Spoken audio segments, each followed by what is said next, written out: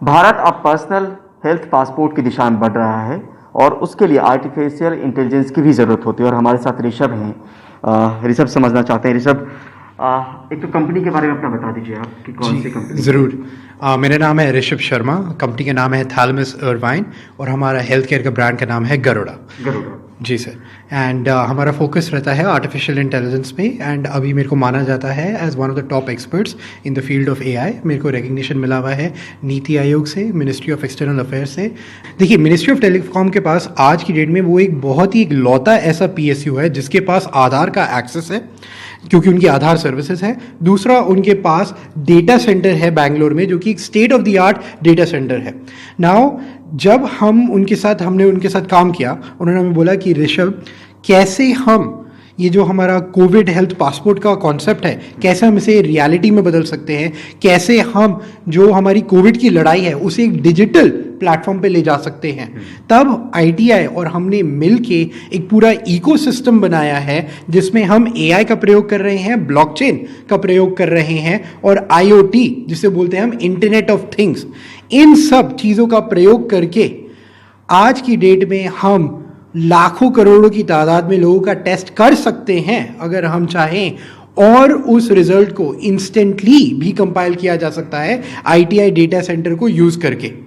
अब जब हम कोविड हेल्थ पासपोर्ट की बात करते हैं, कोविड हेल्थ पासपोर्ट के लिए नंबर 1 चीज़ है कि ये जो आपका डेटा है उसे सिक्योर रहना चाहिए, उसे सेफ रहना चाहिए और उसको कोई हैकर बदल ना सके। तो इस टेक्नोलॉजी के लिए जो हमने यूज किया है वो है ब्लॉकचेन टेक्नोलॉजी। ब्लॉकचेन टेक्नोलॉजी में पूरी दुनिया में मान्यता है इसकी। ब्लॉकचेन ओवरराइट नहीं कर सकते। एब्सोल्युटली, ब्लॉकचेन टेक्नोलॉजी पूरी दुनिया में मानी जाती है। ये सबको पता है कि ब्लॉकचेन टेक्नोलॉजी में ओवरराइट करना पॉसिबल नहीं है। कोई हैकर वहां पे जाके बस कुछ चेंज करके सेव नहीं कर सकता, वो सिस्टम उसे एक नई फाइल की तरह समझेगा। तो इसका मतलब है कि आपके डेटा को, अगर आपको एक एलर्जी है, अगर आपका कोई टेस्ट रिजल्ट है पॉजिटिव, कोई वहां पे जाके सडनली नेगेटिव बदल सकता ही नहीं। सब लोगों ने बोला है कि एक दिन ब्लॉकचेन आपकी आइडेंटिटी में भी यूज होगी, मेडिकल रिकॉर्ड्स में भी यूज होगी, लॉजिस्टिक्स में भी यूज होगी।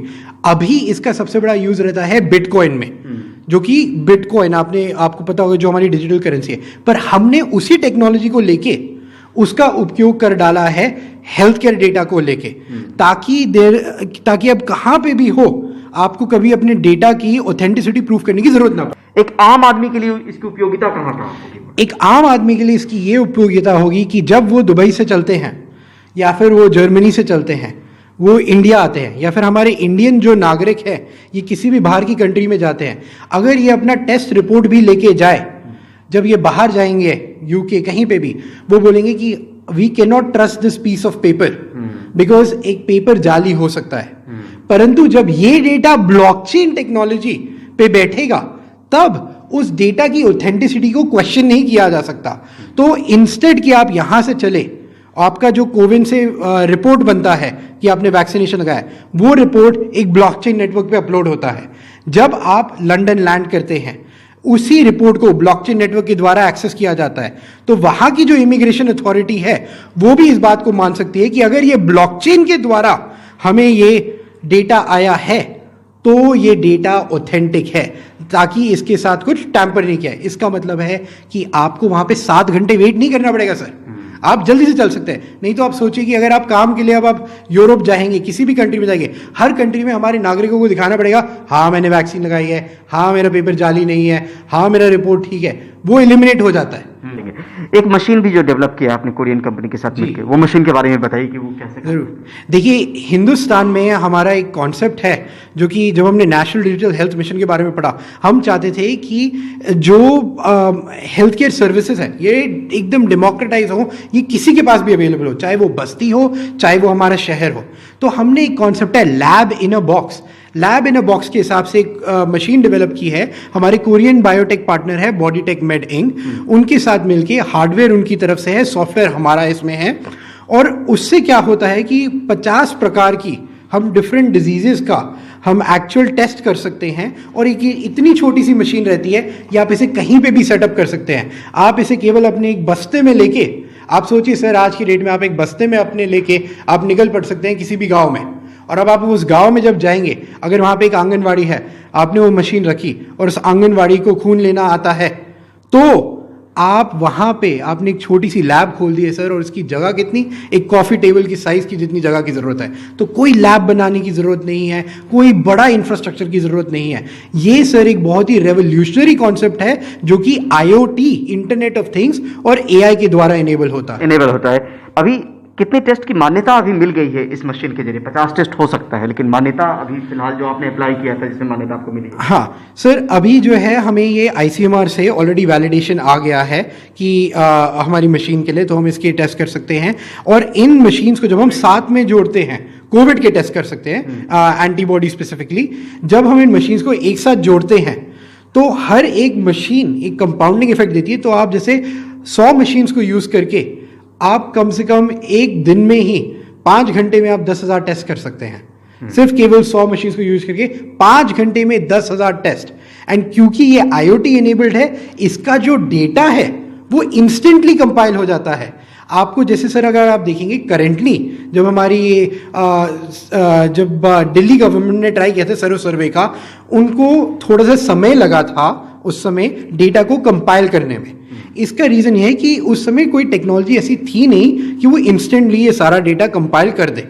परंतु अब जो हम बात कर रहे हैं इस मशीन को लेके, लैब इन अ बॉक्स को, जिस समय ये टेस्ट होता है उसी क्षण पे आपका रिपोर्ट भी कंपाइल हो जाता है।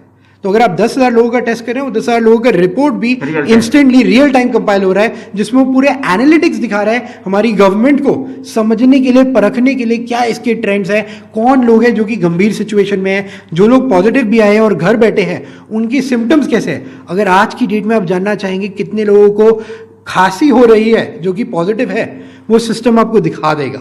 और ये इसलिए पॉसिबल है क्योंकि एक हाथ में है आपके पास IoT, दूसरे हाथ में है आर्टिफिशियल इंटेलिजेंस।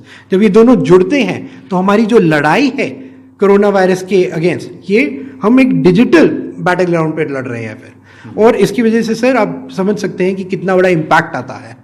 तो पर्सनल जो पासपोर्ट है, हेल्थ पासपोर्ट, उसके लिए लोगों की भी सहमति की जरूरत होगी डाटा जब उनका वहां पे जाएगा तो? जी, पर्सनल हेल्थ पासपोर्ट में लोग ही डिसाइड करेंगे कि वो कौन सी अपनी रिपोर्ट अपलोड कर रहे हैं। जैसे अगर आप ट्रैवल कर रहे हैं लंदन, आप ट्रैवल कर रहे हैं बाहर कहीं पे भी, और आपको कहीं पे प्रूव करना पड़ेगा कि हाँ ये मेरा पेपर रियल है, ताकि वो आपको वेट ना करे 7-8 घंटे, तो आप ही चूज करेंगे अपनी लेटेस्ट वैक्सीनेशन रिपोर्ट को अपलोड करना। आप ही चूज करेंगे कि मैं अपनी जो है एंटीबॉडी टेस्ट रिपोर्ट अपलोड करता हूँ, एंटीजन टेस्ट रिपोर्ट अपलोड करता हूँ। तो चूज तो आप ही करेंगे, लेकिन डेटा प्राइवेसी एकदम आपकी रहेगी। इसका जो हम ITI का भी इस्तेमाल कर रहे हैं, ITI sir ministry of telecom का बहुत ही शानदार पब्लिक सेक्टर अंडरटेकिंग है, जैसे मैंने बताया था, उनका डेटा सेंटर है बैंगलोर में। तो ये जो डेटा प्राइवेसी का कॉन्सेप्ट है, डेटा आपका एकदम सेफ रहता है, जो कि हम ITI डेटा सेंटर को यूज करते हैं उसके लिए। बहुत शुक्रिया हमसे बात करने के लिए। नई दिल्ली से परिमल कुमार, NDTV इंडिया।